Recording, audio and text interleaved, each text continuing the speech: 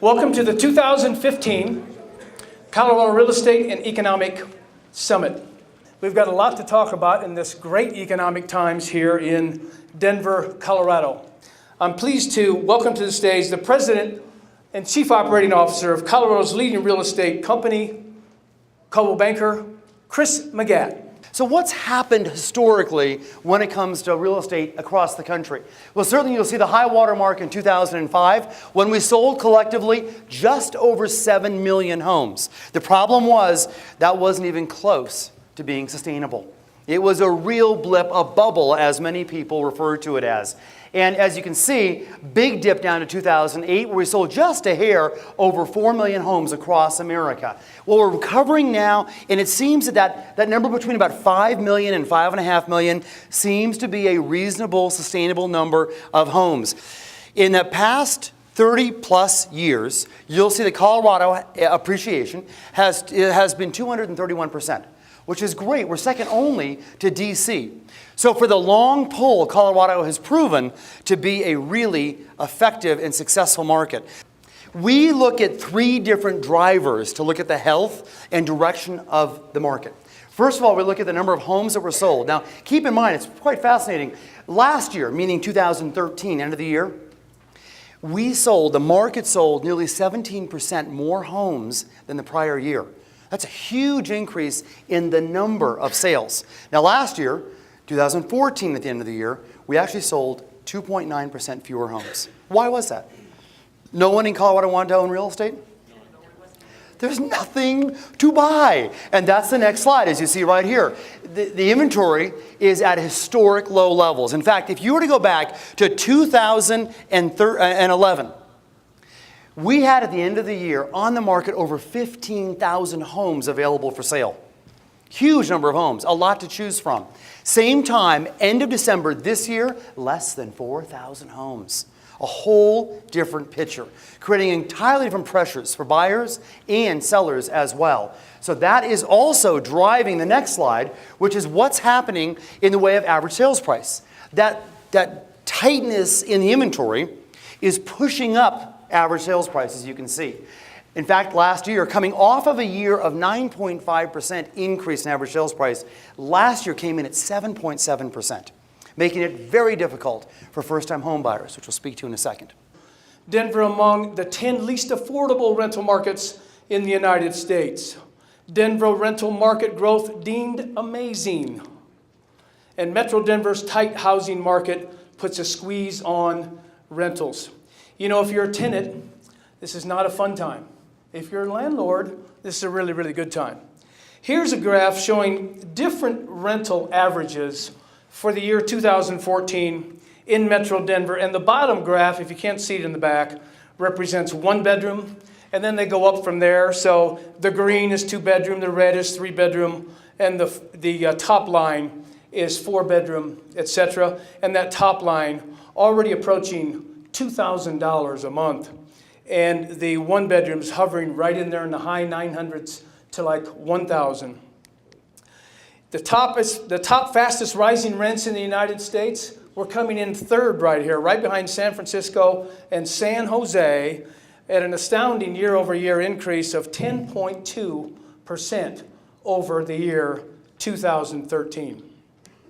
If you look at single-family homes, condos, townhomes, private owner for the most part, versus apartments and apartment buildings, vacant rates for that private party at about 2.3% or almost nothing available. Apartments, 4.7%, and that's come up just a touch because we've seen some new construction in apartments. Average rents for that private party, $1,249, almost $1,250, and for apartments at $1,528. Interestingly, the highest average rent in all categories can be found for buildings built after the year 2005. There you're getting an average of about $1,500 a month. So if you are a landlord, you're looking to update, you should do so. People like stainless steel, they like granite countertops, they like new carpeting, etc. So you're going to want to definitely keep that in mind. I want to talk about issues instead.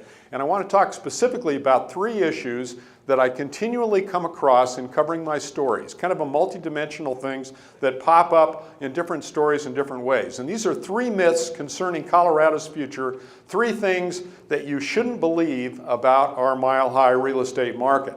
And the first of those is that millennials are not home buyers. 46% of respondents in this Zillow study, ages 18 to 34, said that they believe that owning a home is necessary to being a respected member of society, and 65% that owning a home is necessary to live the good life. Well, this is, these are very conservative traditional values, and some of these studies are showing that this new generation of millennial buyers is maybe a little more conservative in their values than the Generation X, Generation Y generations that preceded them. Moving on to myth number 2, the suburbs are dying. Okay, this is one of these things that you're starting to hear a lot, particularly over the last couple of years. I actually read a book in the last couple of months. It was written in 2013 that almost had that exact same title. Very much a myth, and those of you in the business, again, know that there's a lot of problems with that idea. Final myth about Colorado is that our schools are just so-so. And actually, when I wrote this slide, I first put down that our schools are no good. People I talked to, my own impressions, and still until I started to look into it, was that we've got a kind of a serious problem in the state about the quality of our schools. The idea that our schools are bad here is just a myth. We're now rated by WalletHub as 6th best schools in the entire nation. We're number 2 as our national rank, and this is for the Denver metropolitan area, and the rank for bachelor's degrees. We're number 5 for performance gains among low-income students annually.